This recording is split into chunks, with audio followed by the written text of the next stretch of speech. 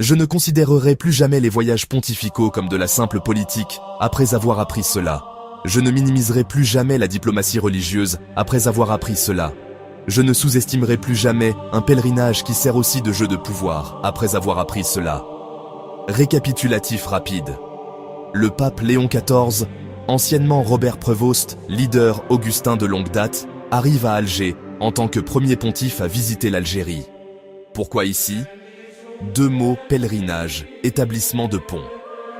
Premièrement, l'angle personnel. Léon se dit fils de Saint-Augustin, et ce pays est la patrie spirituelle d'Augustin.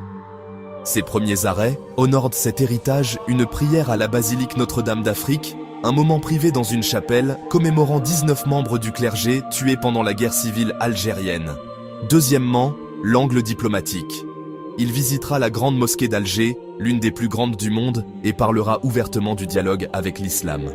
Le pape veut que la coexistence pacifique soit à l'ordre du jour, non seulement pour les catholiques, mais pour tout le monde.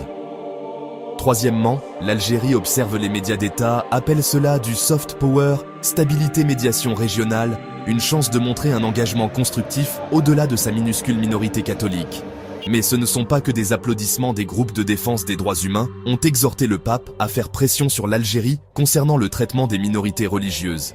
La visite équilibre donc foi, mémoire, diplomatie et une discrète poussée pour la justice. En fin de compte, la vraie raison n'est pas une seule chose, c'est un retour aux sources spirituelles, enveloppé dans une approche interreligieuse et un symbolisme stratégique. Histoire, humilité, un message au monde, tout en un seul arrêt papal.